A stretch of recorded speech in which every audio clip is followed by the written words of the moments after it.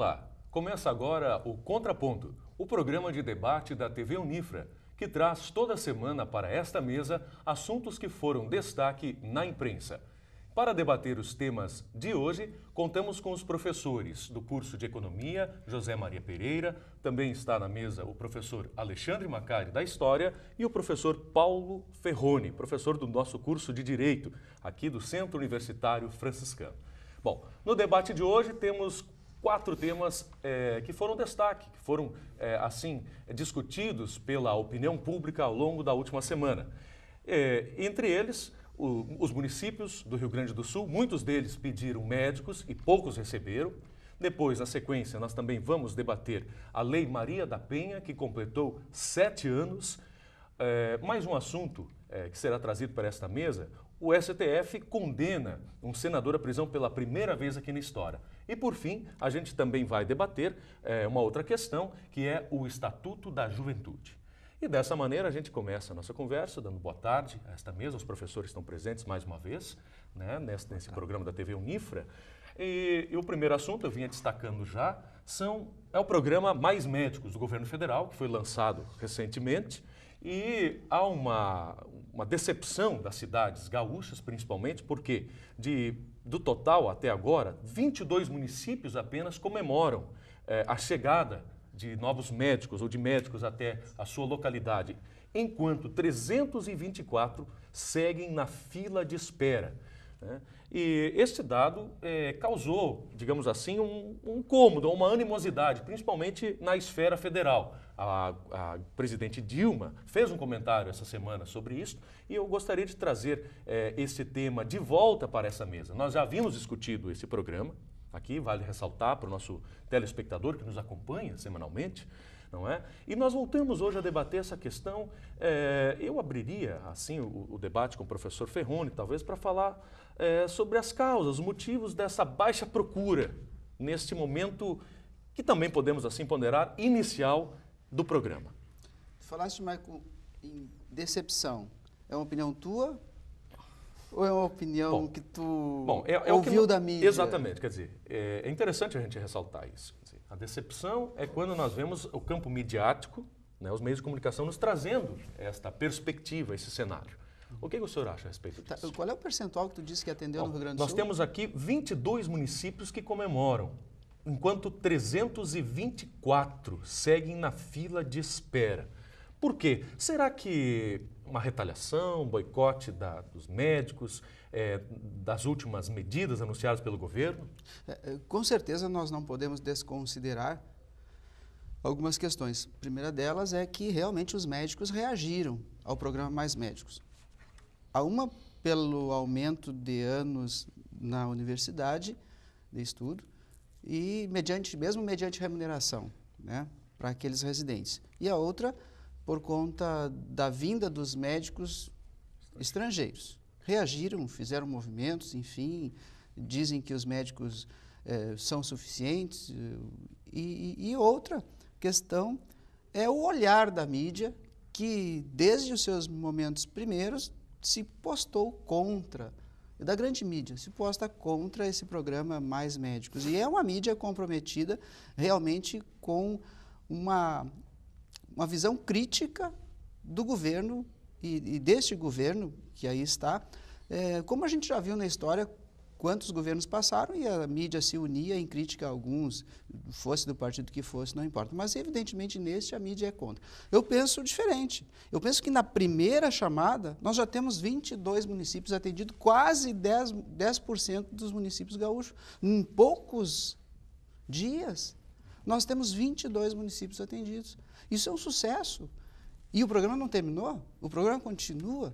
E isso com os médicos brasileiros, sem contarmos com os médicos estrangeiros que estão vindo por aí. A minha opinião, por enquanto, é essa. É que é uma manipulação da notícia e um ponto de vista negativo, agressivo, de desfazer um programa que nunca tinha sido visto antes, que é de incentivo à saúde. E está acontecendo. A gente está vendo que realmente teve sucesso no seu início. Sem provocar e já provocando o professor Ferroni, que é um otimista incorrigível, né? Eu também não quero ser um pessimista incorrigível. Mas eu, casualmente, eu até assisti o pronunciamento da própria presidente Dilma. Ela esteve aqui no estado a semana passada, ou essa semana, né? Essa semana, inaugurando uma escola técnica em Osório e depois o aeromóvel aqui em Porto Alegre. E ela fez um pronunciamento que, na verdade, nem estava ligado à questão dos médicos, né? Mas acho que ela tomou isso como uma questão de honra mesmo, né? De levar em frente esse programa. Porque ela, como política, e depois de todo o desgaste das manifestações de rua, onde o governo tinha que dar uma resposta rápida, e diante na minha avaliação, né, diante da dificuldade, eu diria quase que fracasso da reforma política, tanto pela reação do Congresso, pela celeridade do prazo em relação às próximas eleições e tudo mais, ela tinha que se agarrar em alguma coisa. Se agarrou nesse programa. E à medida que passa, na verdade, a gente vê que os opositores do programa se desgastam mais e ela se fortalece, na verdade, porque agora todas as baterias do governo estão direcionadas para esse programa. E como tudo que foi feito assim, no afogadilho, após as manifestações de rua, esse foi um programa mal construído, na minha opinião, no início, né? E por isso gerou, na minha opinião, Ferroni, tanta manifestação contrária dos médicos, né? O resultado do programa agora, como eu falei, sou pessimista, na minha avaliação, e acho que na própria avaliação da Dilma foi isso que ela manifestou, irritada, inclusive, no seu discurso, não é que o programa tenha fracassado, mas ficou muito aquém das expectativas, porque se nós olharmos, por exemplo, é menos de 1.000 médicos inscritos, e aí a gente vê que houve, acho que tem que dizer, talvez ela não usou essa palavra que é muito forte, né, mas houve um boicote inicial ao programa, né, porque o número de inscritos inicial, eu acho que, se não me falo, eu agora não me recordo muito bem os números, mas era na faixa de 7.000. Né, então, e aí o que a maior parte do que se percebia ali eram erros que foram feitos nas inscrições propositais. E o maior erro que acontecia ali era o número do registro no Conselho Federal de Medicina errado. É um pouco duvidoso, né, que o médico não saiba o número do seu registro no Conselho de Medicina. E outra falha que ocorria, e que sabia que não podia acontecer, eram os residentes, né, que não podem se inscrever, se inscreviam os residentes também. Então, quer dizer, passou, eu acho que ele não foi bem sucedido, quer dizer, eu não diria que não foi bem sucedido. Se a gente olhar assim, claro, é melhor 22 municípios serem atendidos do que nenhum município ser atendido. Só que o alcance do programa ficou muito limitado. E mais ainda, a presidente mostrou um mapa e que mesmo esses médicos que aceitaram ir para o Brasil, a maioria, acho que eu diria que quase a totalidade, eu acho que a totalidade, não é nem a maioria, escolheu o litoral do Brasil. Ou Brasília. Ou Brasília. Então, as regiões onde mais se precisa de médico, que é a região norte e nordeste, ninguém optou. Bom, isso trouxe um resultado que eu acho que o governo, fazendo ajuste do programa, depois de erros muito grandes, como aquela questão de aumentar 2 anos o curso de medicina, aquilo ali foi um erro estratégico bastante grande, mas por outro lado serviu mais ou menos como aquela história, quer dizer, o governo colocou o bode na sala, né, todo mundo era contra, depois retirou o bode, e aí o cheiro parece que não ficou tão ruim assim do programa, inclusive nem ficou, porque a posição da população, é isso que eu estava falando no início, ela parece mais, no princípio até aceitou um pouco a posição dos médicos, dos conselhos, não diria que é dos médicos, mas dos conselhos principalmente, e parece que está refluindo mais, né? Tanto que um ponto onde a população era majoritariamente contrária era em relação à contratação de médicos estrangeiros. E saiu uma pesquisa que agora mais da metade da população é a favor da contratação de médicos estrangeiros. Sim. Então, eu acho que, aos poucos, né, o programa vai quebrando resistências e tende a melhorar a aceitação popular. E os médicos estrangeiros vêm aí. Já há toda uma previsão de contratação. É inevitável. Né? Consta aqui que são 715 profissionais estrangeiros de 50 países diferentes que querem vir para o Brasil. São 715 de 50 países. Quem é que quer ir para a Grécia hoje? Quem quer ir para a Espanha hoje? Atuar, seja no que for. E esse programa, eles serão contratados por 3 anos apenas. E com relação aos índices que o senhor estava falando, 51% vai atuar nas periferias das capitais, realmente. e regiões metropolitanas. Os outros, 48,1, em municípios do interior e de alta vulnerabilidade social. 938 confirmaram, brasileiros confirmaram. Quer dizer, para um primeiro momento, para aquilo que se esperava, olha, precisamos de médicos. Aí estão os médicos.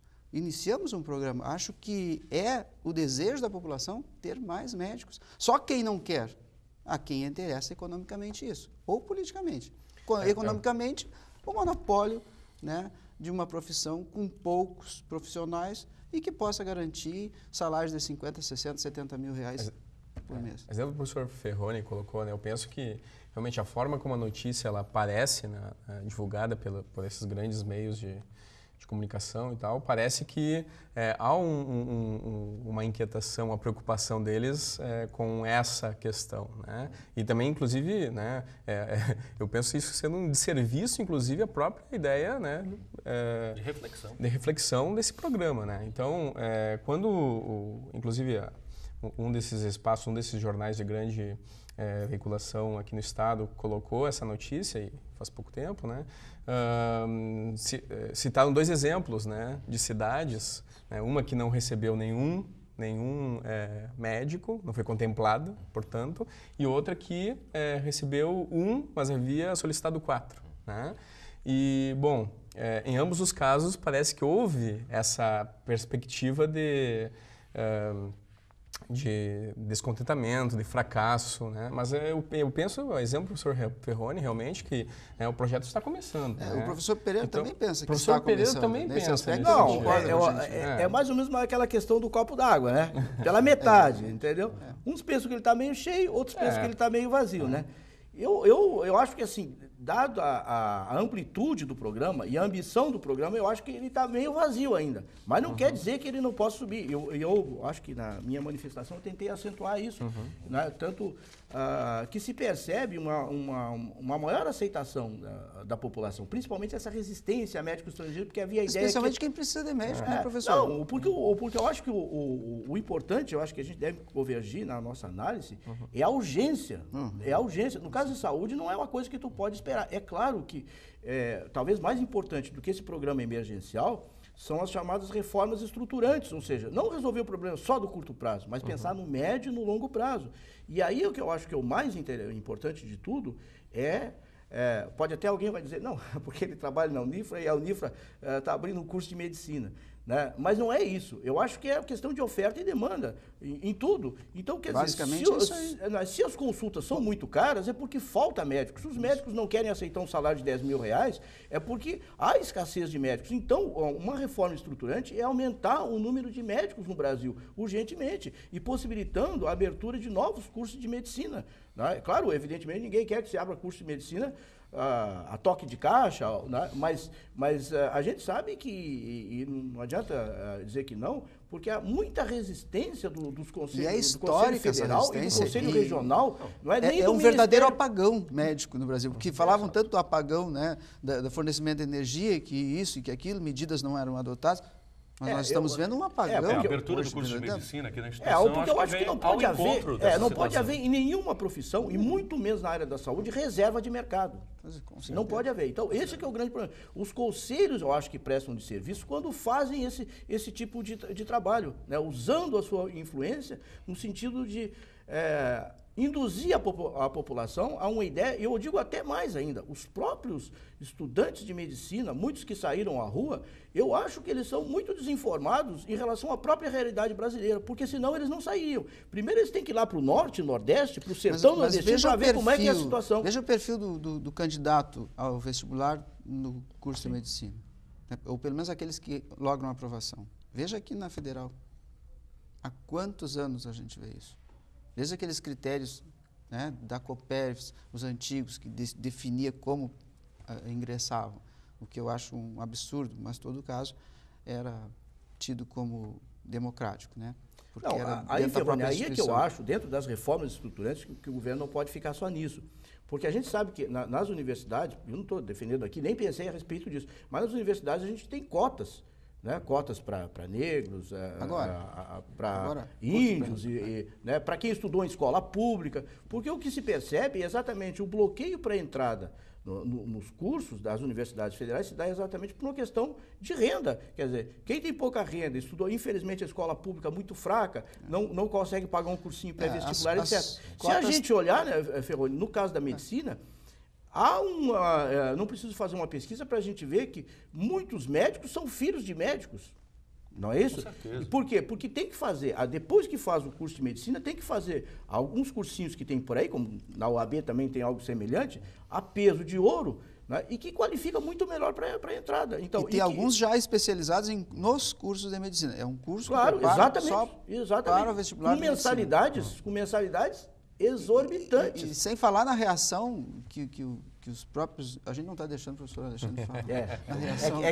Mas tem espaço, né? É que a gente se entusiasmou. Né? Não, mas eu só acho, para terminar, a minha opinião, Ferroni, só para terminar, eu acho que é importante, por isso que eu estou insistindo em reformas estruturantes, é importante viabilizar, de alguma medida, o acesso dos estudantes de baixa renda aos cursos de medicina. Aí nós vão entrar mais pessoas, inclusive, comprometidas com a saúde das pessoas e menos em ganhar dinheiro. Eu acho que esse assunto merece que nós voltemos a falar sobre ele, a posteriori, numa outra oportunidade, à medida em que esse programa vai penetrando assim os municípios e vai se constituindo com mais força.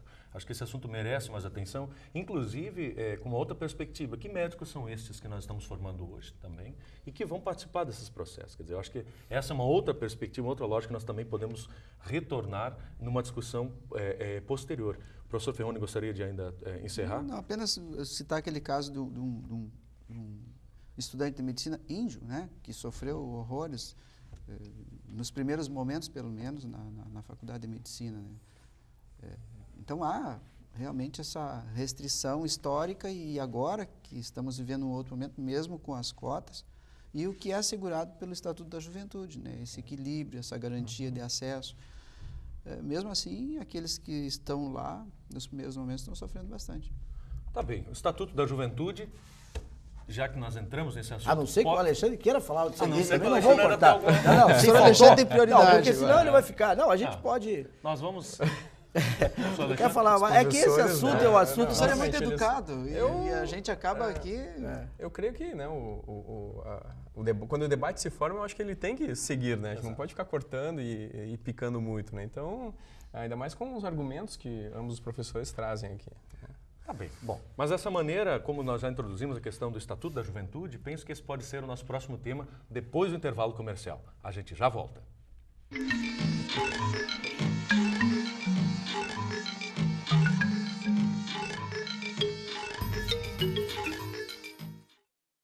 Oi, você já me conhece, eu sou a Clara. Já imaginou chegar na faculdade morrendo de sede e não ter água para beber? Ou chegar em casa louco por um banho e não poder tomar? Aposto que não seria legal. Água, para não acabar, devemos poupar. Pedrinho é uma criança especial, que enfrenta dificuldades diariamente. Para passar por tudo isso, conta com seus fiéis amiguinhos escudeiros, que o ajudam a vencer cada obstáculo. Sem eles, Pedrinho nunca conseguiria enfrentar o temível dragão, que impede que todos levem uma vida feliz no castelo. Para quem enfrenta um dragão por dia, uma mão amiga sempre é bem-vinda. Por isso, Pedrinho precisa da sua ajuda também. Contribua com a Escola Antônio Francisco Lisboa e transforme a vida de vários Pedrinhos.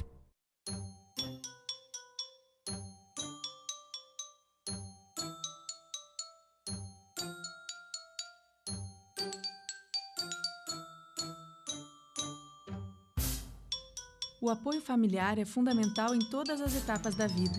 O Lar Acalanto passou a abrigar também as famílias das crianças em tratamento de doenças crônicas e degenerativas. E é por isso que precisa ainda mais da sua colaboração. Ajude o Lar a colorir esta causa.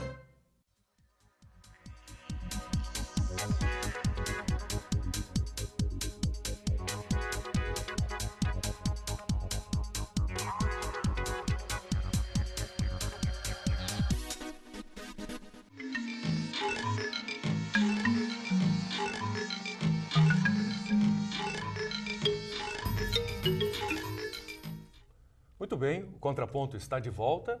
Há pouco nós apresentávamos os assuntos que estão sendo debatidos hoje. E agora a gente vai destacar o Estatuto da Juventude. Estatuto da Juventude que foi publicado no Diário Oficial da União, não é? Na semana passada, pela presidente Dilma, que cria, então, aí uma lei que prevê o estabelecimento de direitos para jovens com idade entre 15 e 24 anos. E eu acho que esse é um assunto interessante. 29 anos. 29 anos, muito bem, o professor Ferroni atento.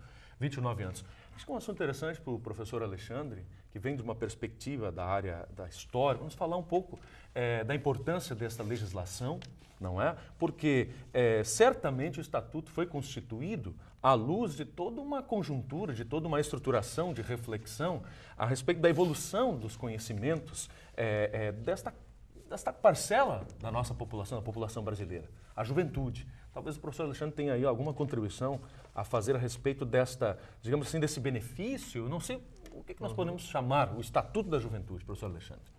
Bom, eu penso que este assunto ele acaba se inserindo dentro de uma ideia de pensar esses novos, digamos, esses novos, vamos dizer, colocar assim, né, espaços que se abrem dentro da sociedade e que carecem muito de regras, de normas, de protocolos, né, e a juventude, e não só a juventude, mas né, eu penso que a infância e outros segmentos, né, eles ainda carecem muito de iniciativas. Eu não li o Estatuto assim, muito que eu recebi foi a partir da mídia mesmo, né? E a partir dessa visão que a mídia coloca, né, se coloca ali muito de lutas que são lutas contemporâneas, por exemplo, para inserir e proporcionar à juventude, principalmente aqueles que têm menos poder aquisitivo, de poder ter um tipo de participação e inserção, né, cultural, política dentro da sociedade. Me parece uma... Desculpe. Eu creio que né, muito se critica, por exemplo, alguns benefícios que a juventude possui, como, por exemplo, os estudantes, no caso, meia passagem de ônibus, meio ingresso no cinema, nos estádios de futebol, enfim. Né? Mas eu penso que dentro dessa lógica, esse estatuto ele pode, né, contribuir para que seja um primeiro elemento para ser pensado e que se amplie isso, né?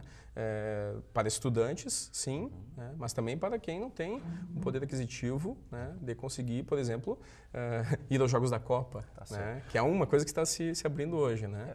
Observando de um viés, me permite, professor Ferroni, que eu já sei também que ele vai trazer a sua opinião, nós conversávamos um pouquinho antes do programa sobre essa questão, mas sob o prisma da juventude atual, trazendo então uma visão sociológica, eu vejo que nós temos uma nova juventude.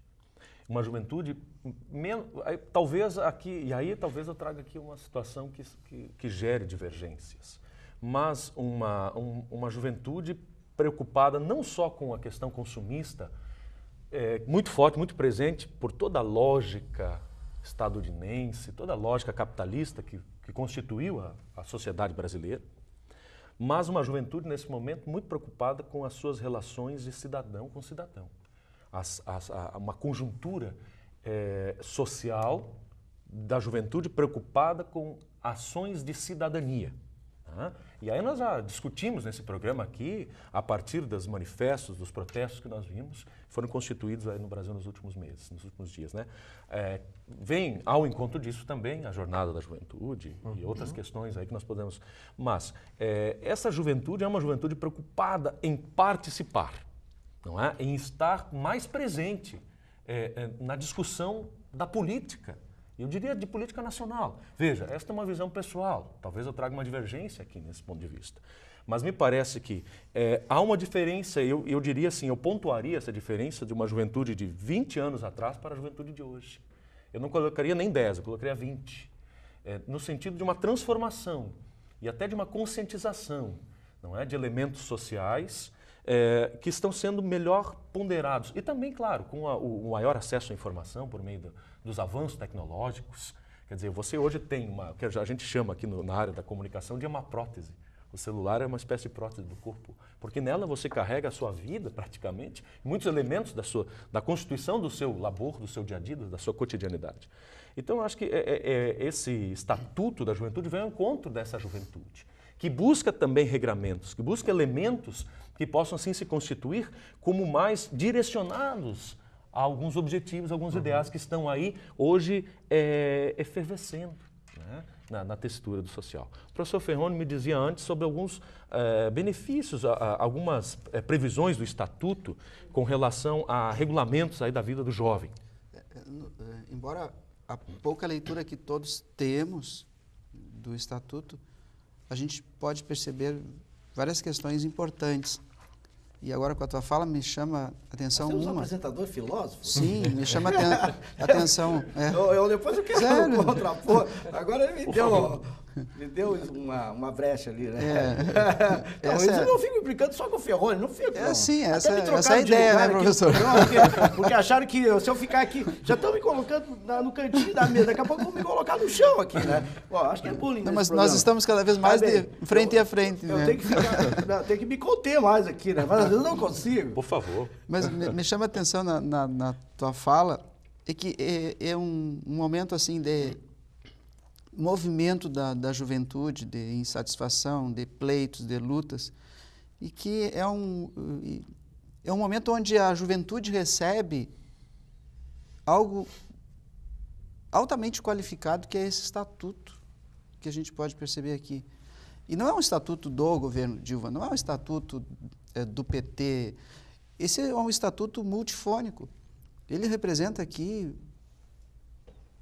avaliações desde 2004, com diversos projetos de diversos deputados, senadores, com muitas participações, muito debate político, muita participação da juventude, muitos momentos onde observaram muitas audiências públicas. Então, ele realmente é representativo de um clamor e que o jovem que se manifestou agora nesses dias de junho desconhece totalmente o Estatuto. Se bem que ele não entrou em vigor ainda, entra em vigor em 180 dias da publicação. Mas esse jovem deveria ler esse estatuto com bastante cuidado. A partir de agora, se ele é o jovem que postulou com legitimidade aquilo que nós vimos na mídia, ele é o jovem que tem que ler isso aqui. E traz novidades bastante interessantes em termos de o maior mérito do estatuto: estímulo a políticas públicas que garantam à juventude direitos que não lhes são assegurados. Algumas coisas pontuais, né, e que nos chamam a atenção, por exemplo, com relação ao ensino e à inclusão dos deficientes.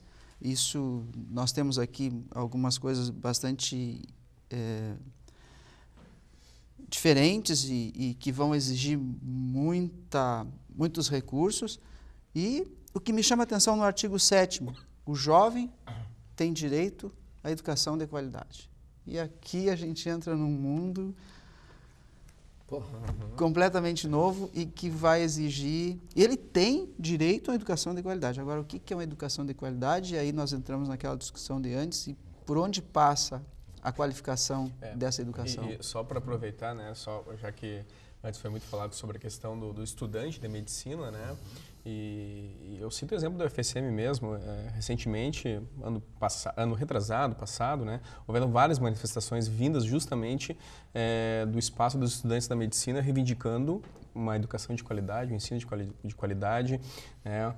Manifestações essas nunca antes acontecidas na história da Universidade Federal de Santa Maria, né? Partindo dos estudantes. Justamente. Então, também aparece uma nova realidade de estudantes ligados a esses cursos ditos mais destinados ou, digamos que tem uma procura, uma demanda, uma procura maior. Né? Então, eu penso que essa questão da busca do ensino por qualidade e essa reivindicação, ela também cai dentro desse tipo de cultura que se forma dentro de alguns espaços. E vejam que não é uma norma programática. Fazer uma parte, quando possível, claro, apresentador. Não é uma norma programática, não é para o futuro. Claro. Aqui, ó, ele tem direito à educação de qualidade. Isso implica em ele chegar lá e dizer, Pô, o meu professor está deprimido no ensino fundamental lá, porque não tem dinheiro para pagar as contas. Mas o que eu E aí? quero falar, eu não dinheiro, quero professor? sempre assim, ser do contra, assim, para ter audiência, entendeu? Mas eu sou assim desse jeito, o que eu vou fazer? Mas a ideia é essa, né, professor? Eu acho, né, que no Brasil tem uma proliferação de leis, de estatuto do idoso, estatuto do jovem. Homem adulto. Quer dizer, é a coisa mais fácil do mundo, né? Quer dizer, enquanto tiver papel e tinta, se escreve o que se quiser aí dentro. Então, e o Congresso lá se discute isso, cria isso, cria aquilo, cria o estatuto e tal. A maior parte dos jovens nem vai tomar conhecimento disso daí, nem vai saber. Nós mesmos aqui temos uma dificuldade enorme de saber. Eu próprio reconheço isso.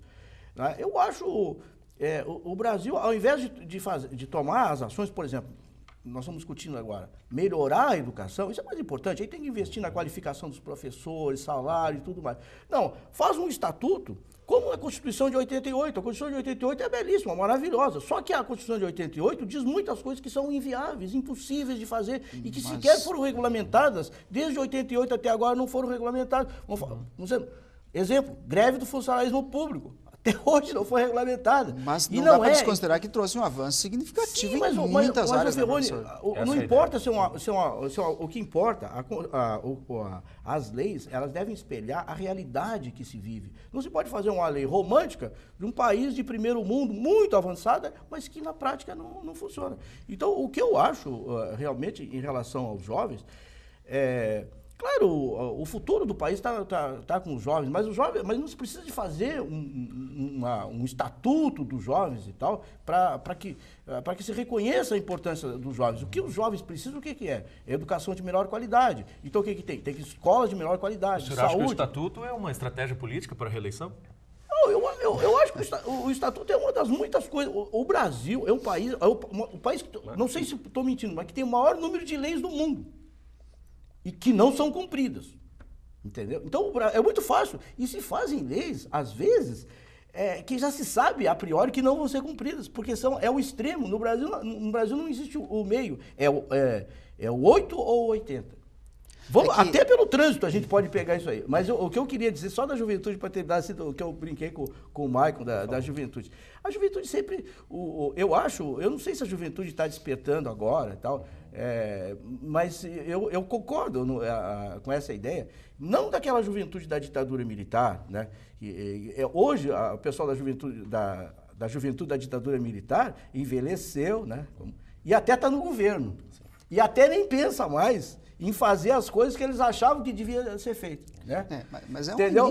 E aí tem essa outra, eu só queria falar um pouquinho, que eu acho que é a que o Michael se referiu, que é aquela juventude das décadas perdidas, décadas de 80, décadas de 90, que realmente foi um período terrível do ponto de vista econômico e tal, e de desajustes políticos, e essa juventude praticamente abominou a política, saiu fora, não queria saber, não sei o quê, né? Desde Collor e tal. E parece, eu acho que esse é o dado positivo, que está voltando, saiu às ruas. Espera-se mais à frente que surjam lideranças políticas que possam substituir esses políticos mal passados que nós temos por aí. Não digo todos, né? Também, daqui a pouco alguém está vendo aí, não digo todos, né? Mas a maioria. Mas nós estamos vendo um primeiro momento do Estatuto da Juventude. São as primeiras leituras, as primeiras interpretações, mas com certeza é uma belíssima lei voltada para o futuro e resgate da dignidade, especialmente de jovens de baixa renda, jovens negros, jovens índios, jovens com opção sexual diferente, com outra opção sexual, enfim, vítimas de todas as exclusões. Esse estatuto garante muito essa igualdade. Mas tem que passar a ideia que jovem também não só tem direitos, né? Com tem certeza, claro que não. Porque a gente tem visto coisas absurdas feitas por jovens, inclusive a questão uma grande discussão aí, a questão da mudança da legislação penal, né? Que hoje beneficia, né? Hoje a gente vê muitos menores infratores que são usados, inclusive, pelo tráfico, porque eles não são... eles até tem uma palavra muito interessante, eles não são... como é que são? Eles são apreendidos. Eles são apreendidos. Não são mais presos, entendeu? Ouvidos, depois liberados. E aí a gente viu essa semana em Eldorado do Sul, acho que 2, os jovens, tocaram fogo numa escola e acabaram com tudo. Quer dizer, Aí eu acho que também tem que mostrar para os jovens que eles têm, não só mostrar que tem direitos e tal, mas tem obrigações também. O Estatuto traz também algumas questões a respeito, né, dos deveres dos jovens, né?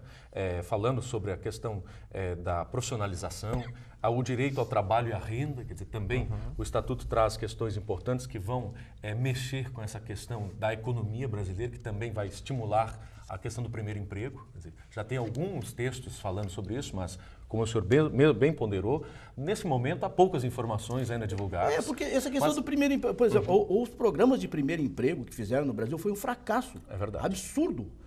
Por isso que eu estou dizendo, colocaram de novo no papel. Antes de colocar no papel, eles tinham que ter feito um programa que funcionasse. Aí depois bota no papel.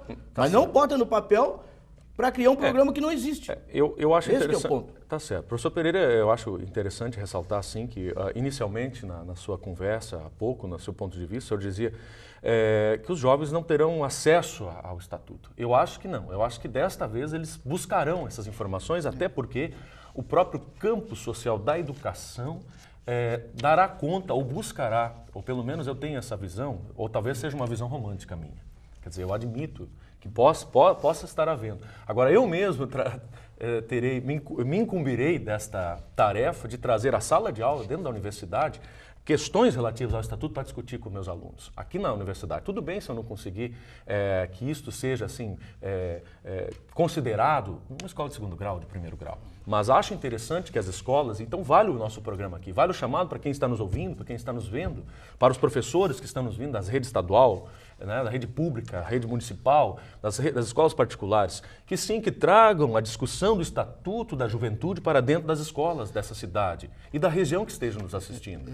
É importante que se pondere ponto a ponto, quer dizer, existem tantos assuntos interessantes para se discutir, então acho que a massa pensante a respeito do que está aqui estruturado no papel deve se constituir desde lá do início. Eu diria que isso aqui é assunto para a 7ª série do primeiro grau. Mas aí são várias coisas. Por exemplo, duas coisas que o Ferroni falou, que não li, mas duas coisas que ele falou. Falou essa questão porque eu estava discutindo... Da garantia da educação. Da educação e tal, e depois ele falou a questão da inclusão.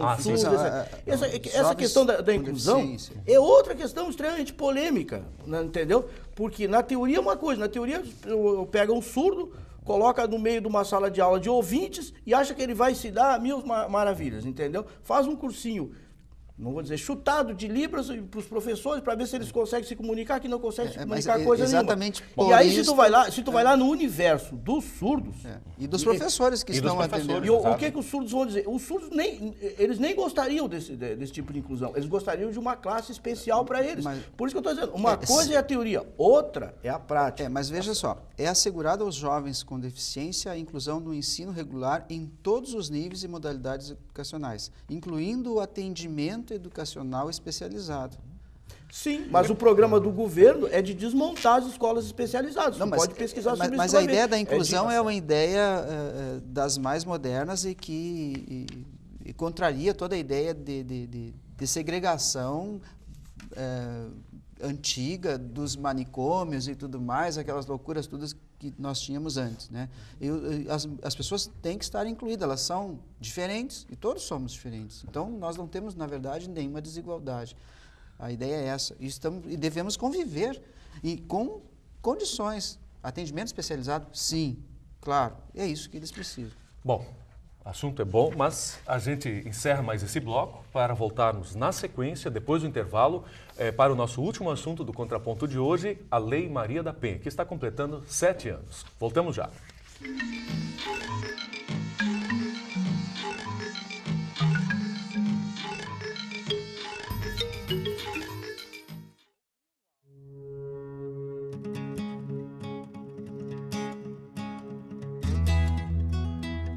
O que você aspira? Fazer sucesso? Pilotar uma nave? Entrar para a história? Fazer algo que ninguém nunca viu? Abraçar uma causa? Ter um filho? 2 filhos? Um monte de filhos? Correr o mundo? Voltar para casa? Aspirações, cada um tem as suas. Mas no fundo, o que todos nós aspiramos é a mesma coisa: ser feliz. E ser feliz não é um destino, é uma jornada. O mais importante é fazer valer a pena o caminho. Aspire. E para realizar, transpire. São as aspirações que inspiram as suas escolhas. E sejam quais forem as suas, nós podemos fazer a diferença para você chegar lá. Nós somos o Centro Universitário Franciscano e também temos grandes aspirações. Queremos ser uma universidade. Não mais uma universidade, mas a sua universidade. Queremos ser o ponto de partida para as suas aspirações e crescer junto com você. Você quer mais, nós também queremos. Queremos deixar marcas permanentes na sua história. Queremos fazer parte das suas conquistas. E que você faça parte das nossas. Queremos ser uma universidade sempre à altura das suas aspirações. Centro Universitário Franciscano, uma universidade para as suas aspirações.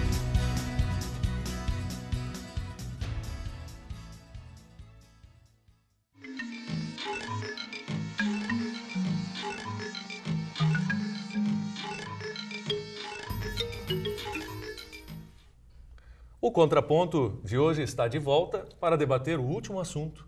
E nós temos aqui como pauta, na mesa de hoje, a Lei Maria da Penha, que completou na semana passada, na quarta-feira passada, 7 anos. Uma lei que entrou em vigor, portanto, dia 22 de setembro de 2006, né? E prevê a atuação do Estado na prevenção, na punição e na erradicação da violência doméstica e familiar contra a mulher, professor Ferroni. Uma lei importante num país que ocupa os primeiros lugares, né, o 7º lugar, na verdade, no ranking mundial dos países onde mais mulheres são assassinadas, inclusive com índices muito fortes de quase 100 casos de violência contra a mulher por hora no Brasil. Com certeza, professor. Uma lei que muito discutida, também resultado de muito esforço coletivo e de uma avaliação histórica bastante intensa, de uma preocupação maior ainda, considerando todos esses índices de violência à mulher, e que consistiu numa vitória a esse movimento que vinha buscar reação contra a continuidade dessa situação que era de um descontrole absoluto e total. Então, é uma vitória comemorarmos hoje 6, 7 anos dessa legislação e que trouxe novidades que foram implementadas e que contribuiu significativamente. Mesmo assim, claro que ainda temos muito nessa caminhada, mas ela foi um marco nessa investida contra a violência à mulher. E mudamos muito as interpretações nesse tempo e hoje são contemplados nesta condição de mulher não só as mulheres definidas assim pelo sexo, mas também homens são contemplados com os benefícios dessa Lei Maria da Penha. Então temos muito realmente a comemorar. Uma perspectiva sócio-histórica, professor Alexandre, pensando na Constituição do país e na caminhada dele como uma democracia, enfim, não é? Por que essa realidade violenta no país? O que nós poderíamos, assim, sobre o viés da história, que reflexão poderia se fazer? Eu penso que primeiro que essa lei ela é importantíssima, né, dentro dessa conjuntura de transformações sociais do Brasil, mas ao mesmo tempo que essa lei ela é importante, né, tem uma outra questão que passa muito pelo viés da educação também, né? Eu creio que muitos de nós aqui fomos formados com um pensamento extremamente machista, né, que via a mulher, né, não como um objeto em si, mas com um tipo de relação de muita dependência associada à questão do homem.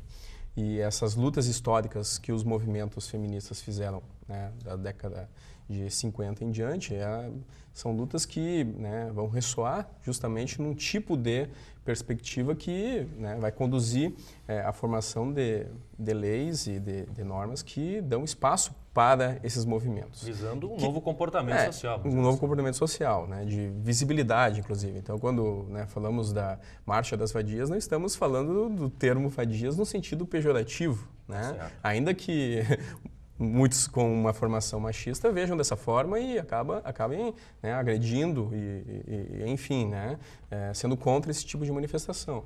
Então, eu penso que um outro elemento, né, que isso ainda aparece e por isso também penso que aponta muito o Brasil como um dos maiores registros de ações violentas contra a mulher, né? Então também na própria forma e olha, eu penso que poderia ser mais, né? Porque boa parte das mulheres não procuram justamente, né, as delegacias associadas, delegacias da mulher, no caso, né? Que explicação nós poderíamos dar para isso, senhor Alexandre? Talvez o professor Pereira queira opinar também? Não, para contribuir, por que fosse franqueada, para contribuir... Não é porque eu estou aqui na ponta da mesa agora que não vou me dar mais a palavra, a não ser que seja havendo um boicote. Com o raciocínio do professor, para não interromper. Professor, o seu raciocínio está certo. E olha só o que diz, né? Que somente 10% das agressões sofridas por mulheres são levadas a conhecimento da polícia. Isso não é só no país. Por razões óbvias, né? Isso não é só no país. 10%. Não precisamos pensar muito sobre a causa. Razões? Mas óbvio, pelo constrangimento que causa na mulher fazer esse tipo de denúncia, né? É óbvio. E aí a gente tem que ver também, né, o Alexandre explorou a questão histórica, né, a constituição do sujeito, o não, comportamento do homem, da formação da família brasileira, né, patriarcal, né, como é que ela vem, né, o Brasil é um país relativamente jovem, né, como é que a gente vai desde o coronelismo, né, passando pelo digamos assim, o meio rural, até chegar nas cidades e as transformações que vão ocorrendo gradativamente. Então, até para ser coerente com a minha manifestação no bloco anterior, onde eu achava que, quer dizer, as leis elas devem ser feitas dentro da realidade, do momento histórico que o país está vivendo, né? Quer dizer, dentro daquela frase do Marx, né? Os homens fazem a história, mas não nas circunstâncias por eles desejadas. Então, aí é que tem que se pensar. Por exemplo, Maria da Penha, né, é uma pessoa que sofreu abusos sexuais, né? Ela se sentiu violentada com tudo isso e levou à frente um movimento, ela é viva até hoje, né? Levou à frente um movimento e isso, o esforço dela, logo se juntaram outras pessoas e lutaram contra a estrutura que existia. E aí vão acontecendo o quê? Conseguindo modificar. A própria estrutura da polícia foi modificada, se criaram as delegacias especiais para mulheres e tudo mais. Então, e o que a gente percebe ainda... de acolhimento. E tudo mais. Então, nesse caso, embora com 7 anos, houve um grande avanço, né? Porque esse caso é evidente que é um caso que precisa... Eu concordo também com o Alexandre que a punição por si só não vai resolver o problema. O problema é educacional, né, e de relacionamento que no médio e longo prazo ele tende a diminuir. Mas, por enquanto, eu acho que a repressão é o mais importante, né? Porque o homem antes achava que podia fazer tudo, né? Porque bom, não vamos entrando na seara do ferrolho. Antigamente o sujeito podia, digamos assim, matar a mulher porque ele estava defendendo minha seara. Não, mas porque estava defendendo a honra. Não é? E era legítima defesa da honra. Então, isso que eu estou dizendo, quer dizer... Utilizava isso como justificativa. A sociedade mudou, então é nessa direção que eu acho. Uma das causas também pela baixa procura, denúncia das mulheres, segundo alguns dados que nós podemos fazer um levantamento, é de que as medidas protetivas do Estado não são muito eficientes. Por quê? Porque o Estado, via legislação, aí o professor Ferroni pode nos ajudar nisso daqui a pouco, de alguma maneira, ele se refere a uma manutenção de uma distância do homem com relação à mulher. Mas como isso se dá na prática? Mas eu acho, Michael, quando eu falei por razões óbvias, é que é mais por uma questão cultural. Quando acontece um caso desses, o estupro e tudo mais, e só a mulher fica sabendo, ou os parentes mais próximos, aquilo fica limitado, né? Mas quando ela vai e faz a denúncia na polícia, claro, às vezes até aparece no jornal, ou não tem como segurar aquela informação. E logo os vizinhos ficam sabendo.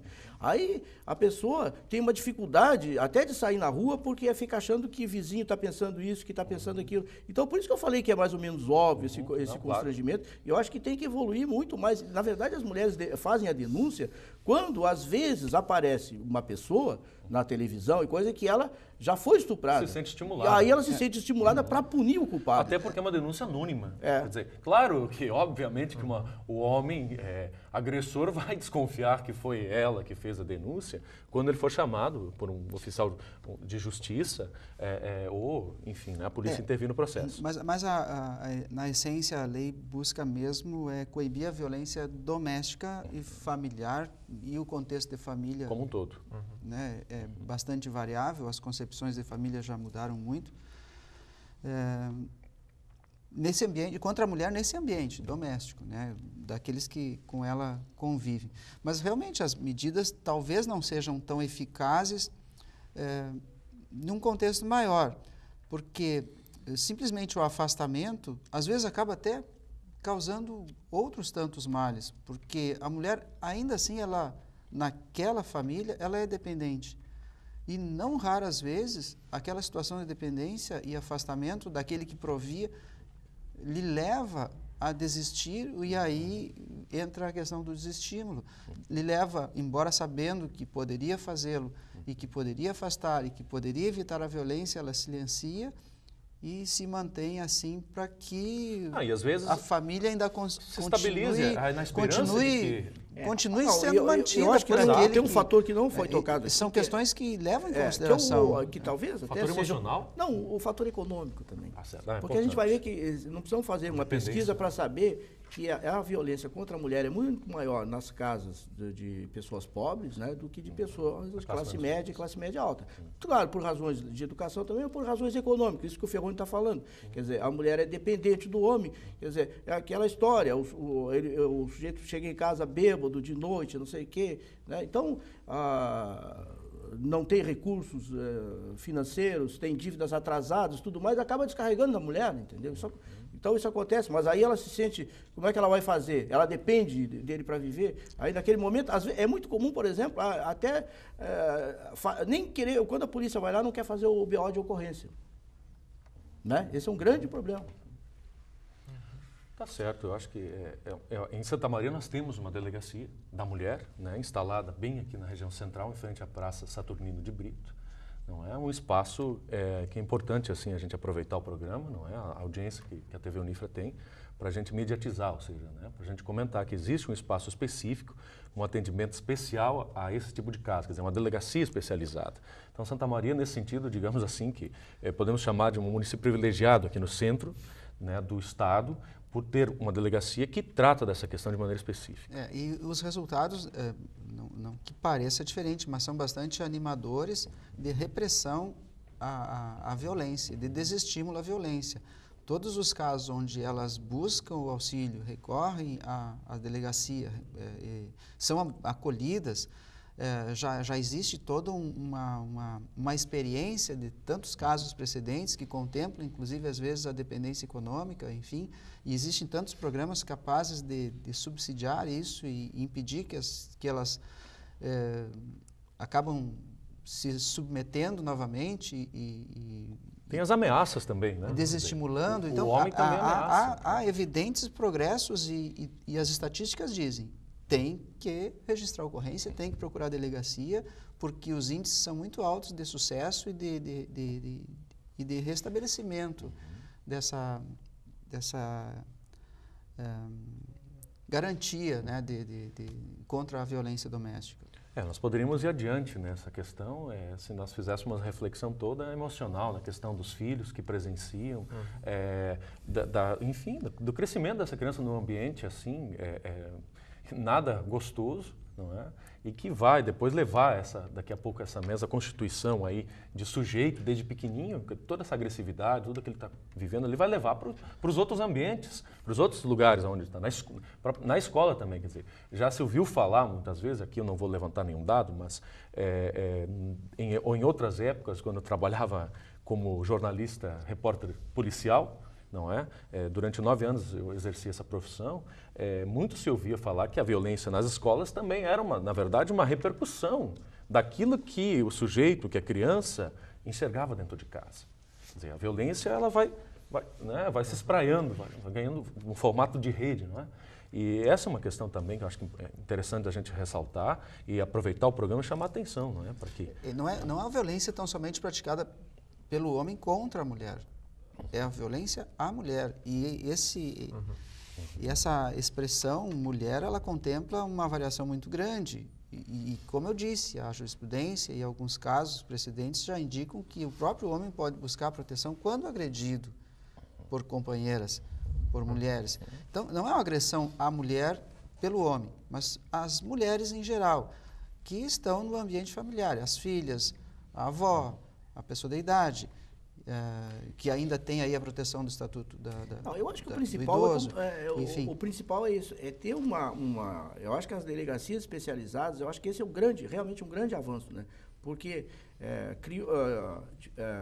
era muito difícil para a mulher antes entrar numa delegacia comum, entrar numa fila onde vários outros crimes estavam ocorrendo, até que ela fosse selecionada para falar, às vezes tinha que falar com um homem. Um ambiente masculino. Um ambiente masculino, um caso extremamente constrangedor. Eu acho que não raramente ela voltava no meio do caminho, ou na fila lá da delegacia ela voltava. Então, como tudo, é a mesma coisa da saúde. Se criar postos de atendimento e tal, isso vai melhorar, a população vai saber onde recorrer. Eu acho que o principal é isso, é saber onde recorrer e evitar a multiplicação da violência mais à frente. Quer dizer, se cortar a violência logo no início, é o melhor. Tá certo. Terminou Professor Pereira, eu agradeço. Professor Ferroni. Pelo menos fiquei com a última palavra. Tá certo. Eu agradeço a presença, a participação mais uma vez nesse programa, né? Debatemos tantos assuntos importantes e interessantes à nossa comunidade. Esse é o Contraponto. Agradeço a sua audiência. Voltamos na semana que vem.